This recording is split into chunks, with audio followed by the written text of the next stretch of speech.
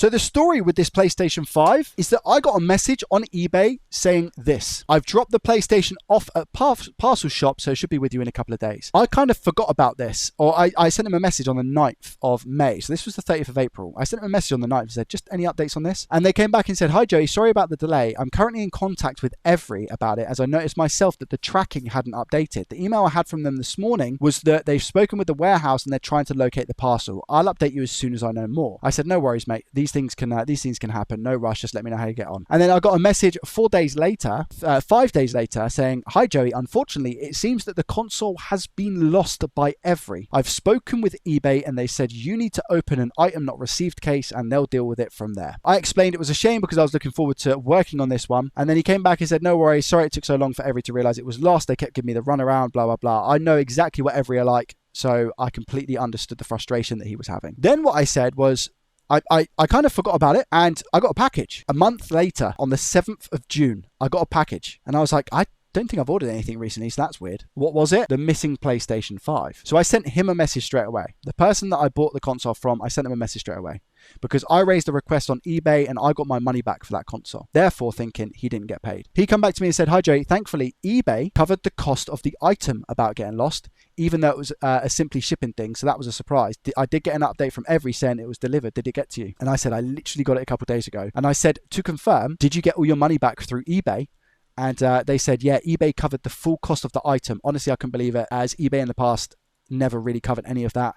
I'm glad it eventually got to you though. I'd love to know what the actual issue was with the console. If I can fix this PS5, I'm looking at a nice profit. Let's zoom in on that HDMI port. That's the first thing I'm going to do, and just make sure it is structurally sound. We'll also test that we get a white light on the console as well. It looks okay, you know, off the face of it. Alignment probably looks a little bit more north than what it should be, but I mean, it's solid. So, okay, there's that. And hopefully we get a white light.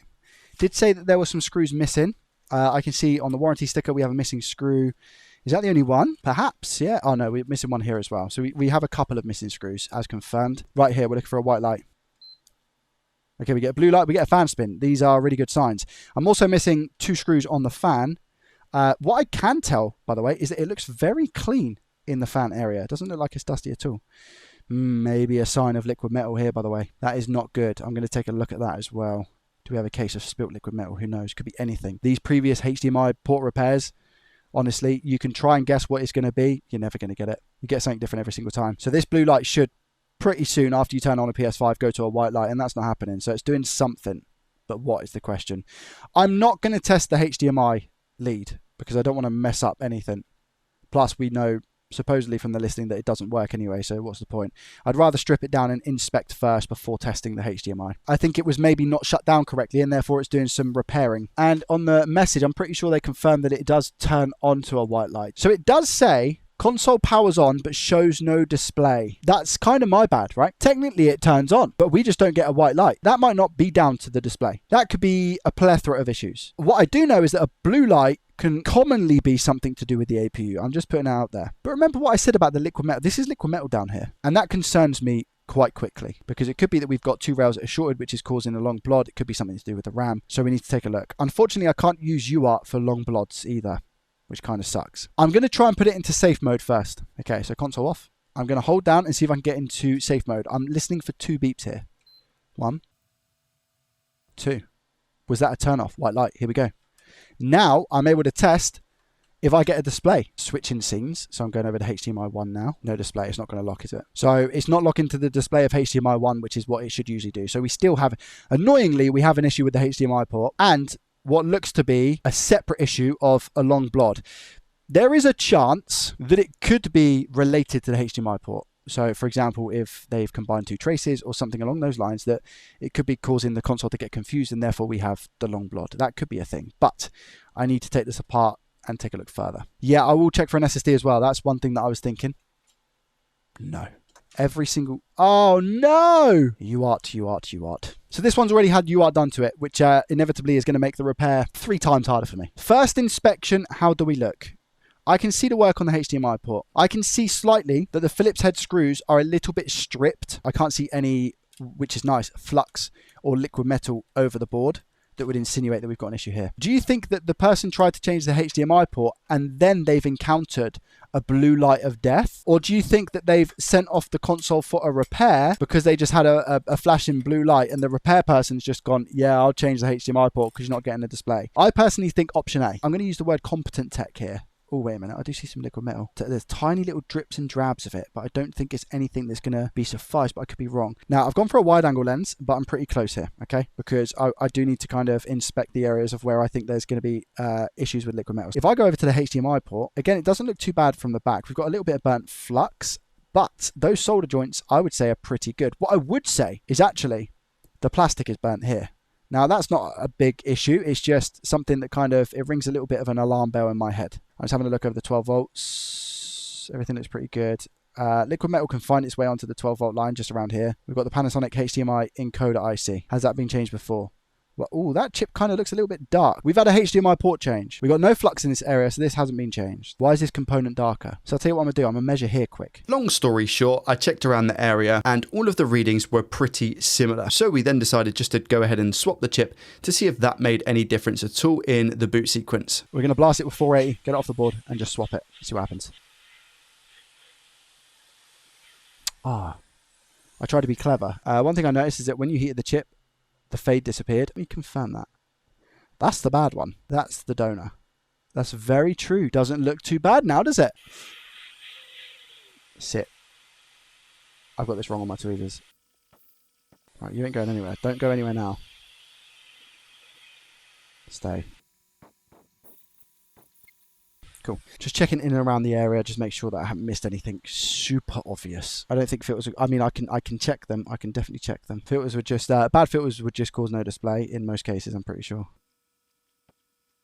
Filters are okay. I'm just going to check on a few caps around the HDMI IC as well. Exactly the same story on the HDMI IC. All of the readings seem to be very similar, if not identical to a donor board. I then decided it might be time to check the APU to see if I've got any cracks or anything that looks a little bit suspicious. Turns out as well, APU looked absolutely fine. I used this opportunity to check for any missing components around the APU as well, but again, everything was in its place. Now it's time to remove the HDMI encoder IC to see if that makes a difference.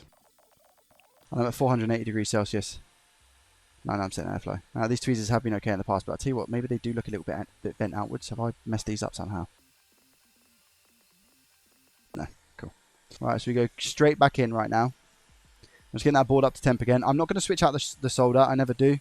One of the mistakes that I made when I was doing this early on, I say early on, very like late into my career, I'd say as well, is I would replace the solder because every person I was watching or, you know, wherever it might be, being taught or just speaking to people, they would say to take the unleaded off and put leaded on. Now, personally, I just don't think you need to do that. You might disagree, you might agree. It's just I've learnt this recently. In the past, I'd say maybe the past year, I've kind of just stopped doing that, you know. I put a little bit of flux here. Now that flux doesn't look a lot, but it should be enough to go all the way around the chip. So this is using the unleaded that we have on the board. And you'll see in a second that the flux has gone all the way around. And now all I'm going to do is just rotate that hot air. I'm at 460 now. And it should go into place. And if it doesn't, there we go. Did you see that pop? See it move? And I'm not going to push down here. I shouldn't have to. Yes, it's unleaded, which is typically harder to work with. But I'm not going to push it down because there's no need. This is the whole thing when it comes to like learning how to do repairs and become a technician is you just kind of learn your own way a lot of the time. There's no right or wrong way, which is also, you know, sometimes it can be quite tough to do videos on these things because a lot of people might be like, what, Jay, what are you doing? Why are you doing it that way? That's not the right way to do it. You should be doing it X, Y, Z and all that. But truth be told, guys, it's how you do it, you know? Don't worry about everyone else. Put a drop of IPA and come in with a toothbrush. Really nice. And if we check those solder joints, there we go. See that? We look okay.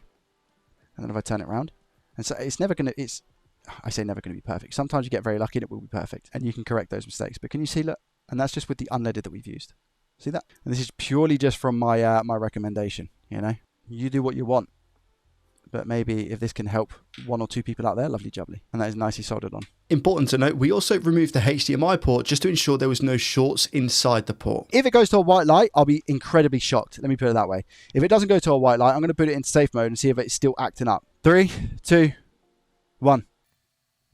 Do we still get our long blood? You might not be able to see, by the way, so I'll confirm. But it's still blue. Still blue. And I don't have any antennas connected, FYI. I've got nothing connected other than the power, the front daughter board, and the LED. If this doesn't work, I'm going to try UART. Oh, I've got it on first try. Nice. Right. Error log 0. 3, 2, 1. What on earth does that mean? Does that mean that the list has been cleared? Is that what that means? It means bin? No, it doesn't. Don't tell me that. It doesn't mean bin. As far as I know, no communication.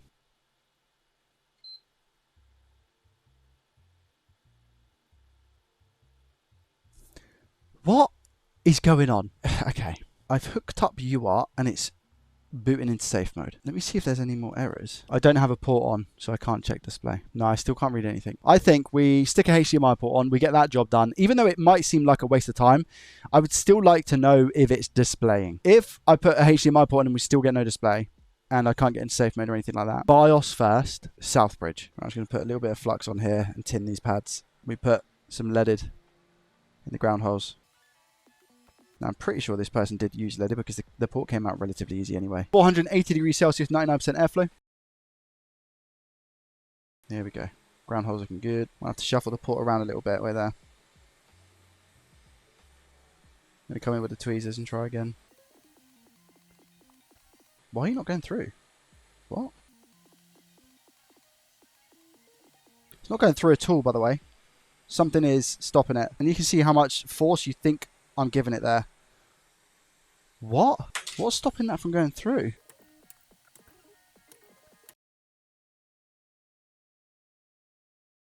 Yeah, there's stuff in those holes which even with hot air isn't having it. So I need to put my tweezers in now. Get the tweezers involved. Yeah, buddy. Right. And now I'm going to keep on. Okay, we have to keep the hot air gun on. Because those ground holes have gone solid again. Can you see? Now I'm rotating it. And the port is going to wiggle about. I'm going to wiggle the port about, okay? And the reason I'm going to wiggle this port about is to make sure that I just have a full connection with those pads. And then once I'm happy, and I'm like, do you know what? They look pretty good. Which is about now. I'm going to hold it in place and I'm still going to keep that heat on. This gives the solder a chance to climb up into those ground holes. Up the legs to give us the best connection possible, okay? The white crustation is because I poured IPA on the board when it was too hot, guys. That's what that is. Let's see if we get a display. Or are we just going to go back to a long blue light of death? That's also something that can happen, right? No power. Very strange, guys. This PS5 has a mind of its own. That's making me think more so than ever. BIOS. I want to see what boot up I get. Now, 3, 2, 1. Watch this.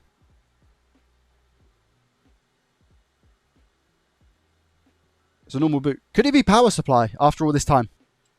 Oh, wait. Beep. Beep. We don't go to a white. Do we get anything on the display? So back to where we started. Guys, I've got a sneaky suspicion it's power supply or something, you know. It's not displaying anything. I'm going to try and boot it into safe mode. Straight into safe mode. I've changed the retimer and I've changed the HDMI port as well. PSU can cause weird errors. I agree. I have an image. I've got an image in safe mode. So I can attempt to restore and do all of that good stuff. Which actually means that there was an issue with, I'm going to say, either the retimer or the HDMI port. I don't know which one because obviously I changed both of them. But there was an issue. We fixed something. Yeah, it might also still be PSU. Exactly. That's why I'm going to try and do some of the software stuff quick. Should I see if it boots normally with the PSU changed? Because if I'm going to do that, I do it now before I start messing around with all the update stuff, right? We'll try a different PSU. I've got one behind me.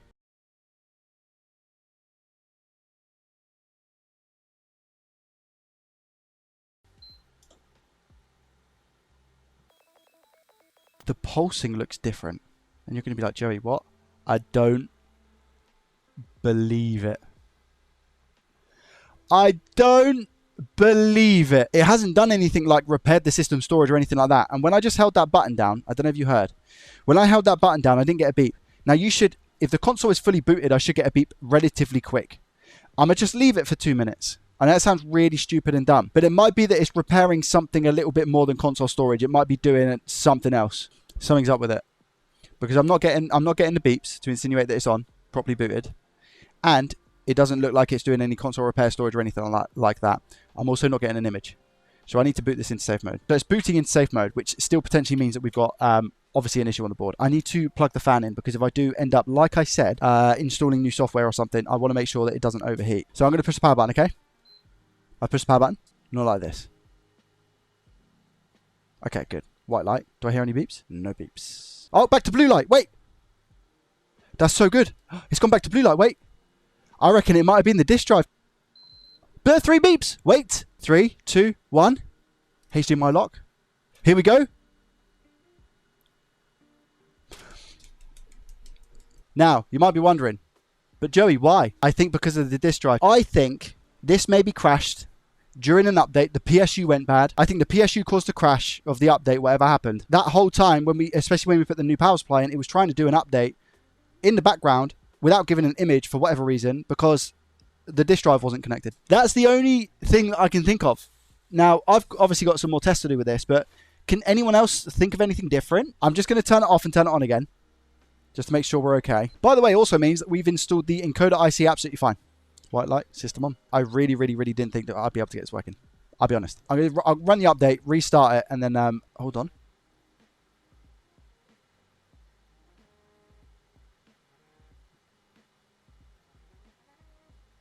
At this point, would you believe it if I told you that the screen just went black and the PlayStation 5 turned off? Don't tell me you're about to go back to just spinning blue light. Don't tell me you're going back to a blue light of death now. Back to a blue light of death. I've manually put it in safe mode. I don't know if it's a software thing. I am going to reset the console from safe mode. At this point, I decided to go for a full factory fresh reset, which involves getting a PS5 reinstallation file from scratch from Sony's website, putting that onto an SSD or USB, putting that in the console, and then manually resetting the PS5 from that. I kept getting an error, which was that it wasn't recognizing the disk drive, which could either mean there's an issue with the disk drive itself, so for example physically, or perhaps what my inkling was is that this disk drive had been swapped out with the previous tech. There was only one way to find out, and this disk drive had been opened before because the silver label that you get on them was ripped in half. I didn't manage to get to the bottom of it. I don't know if it had been swapped out, whether they swapped out the daughter board, but things had been changed on the board itself. One of the cables was really bent upwards and one of the FPC connectors was pretty much hanging on. Nonetheless, I don't think they were reasons as to why this wasn't working, but it still could have been because they swapped out the drive. For those who don't know, the disk drive is paired to the motherboard. After that, I then decided to install a brand new digital BIOS, which basically means you don't need a disk drive. And this is what happened. Moment of truth.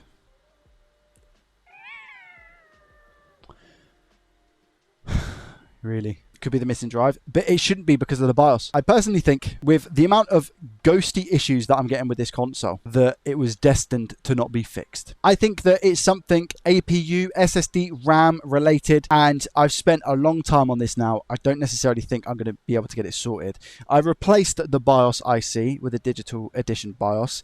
And for some reason, it's not made a difference to the error that we're getting about pairing the disk drive. So that's a red flag for me pretty much straight off the bat. I'm just a bit concerned, upset and worried about it. As much as I would love to just continue working on this, I have other things, other videos to make. So I think it would be silly for me to continue. The disk drive being opened scares me a little bit. Nonetheless, I feel like we definitely gave it our best try. Thank you for watching. If you did enjoy, hit the thumbs up button. And as always, I shall see you in the next one. Peace.